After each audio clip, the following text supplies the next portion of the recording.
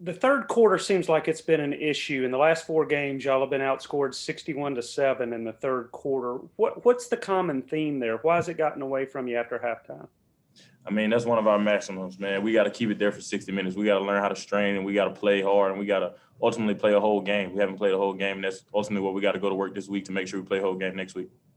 Have y'all talked about that at halftime, about how things hadn't gone your way at the start of the third and how history just kind of keeps repeating itself?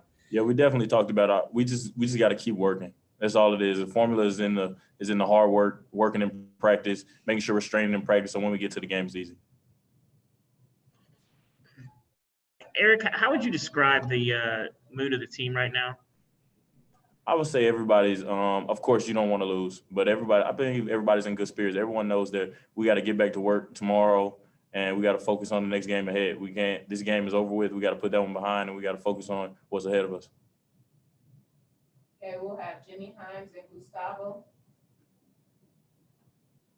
Eric, you ran the ball very effectively in the first half, controlled the clock.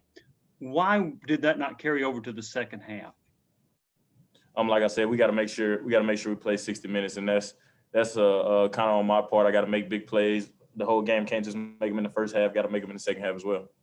Did Arkansas make adjustments in the second half? They did make adjustments on defense, but it's nothing we haven't seen before. What did they do? They just started slanting more, started slanting to the back, started slanting in me and kind of blitzing them a little bit. In terms of individual performance, of course, you had a touchdown, you had more plus 100 yards, but the team couldn't get the win. So do you think that even though you did your part, you didn't see the team doing your overall part, you didn't feel like, of course, the team needs to do better? Definitely. This is a team sport. It's not just on my performance. My performance wasn't enough to win, so definitely got to go back to work as a team. Okay, we'll have Blake Topmeyer, then David Oven. Eric, without having Ty too much out there today, how did you feel like you held up physically with over 30 carries? I'm hoping Ty gets back next week, but I definitely feel good over 30. I feel good right now. Nothing's wrong. I feel good. Eric, you talked about maxims and things like that. What do you feel like has been missing in the second 30 minutes for you guys, especially tonight, but in general this season?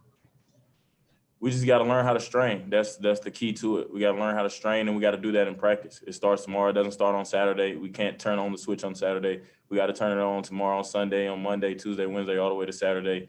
And we just got to learn how to strain and finish games. And next up, we'll have Brian Shumpert, then Jimmy Himes.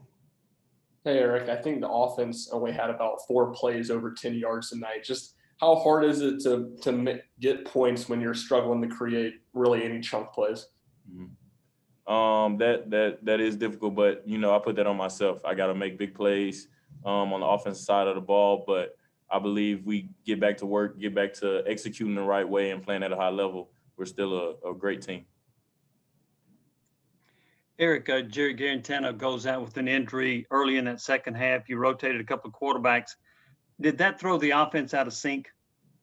No, I felt like Brian and Harrison came in and did a great job for the limited time they were in there. I felt like the offense was moving with all 3 quarterbacks. I felt like they did a great job coming in there late. And just talk a little bit about that late drive. You hit a lot of underneath passes to move it down the field. Just talk about the thought process there. I'm just kind of running like a little 2-minute drill at the end of the game, just trying to get first down, and trying to bait them in to throw it deep. Are there Trey Wallace?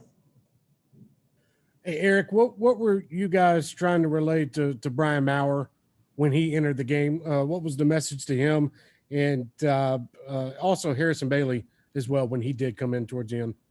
We're just telling them to go out there and don't be nervous. Just go out there and play. You're ready for this moment. You both work hard. You both play hard in practice, and I believe they did a great job. All right, final question, Gustavo. Of course, 4th loss in a row. It plays a little bit like psychological effect. How you guys want to, maybe I'll ask in terms of reevaluating next game against Texas A&M. Don't let this affect you guys. That's true. We gotta move on. You gotta let the past be the past, and you gotta move on to the future. is big. What's in front of us is definitely bigger than what's behind us, and we gotta go to work tomorrow and get ready for Texas A&M. All right, thank you, Eric.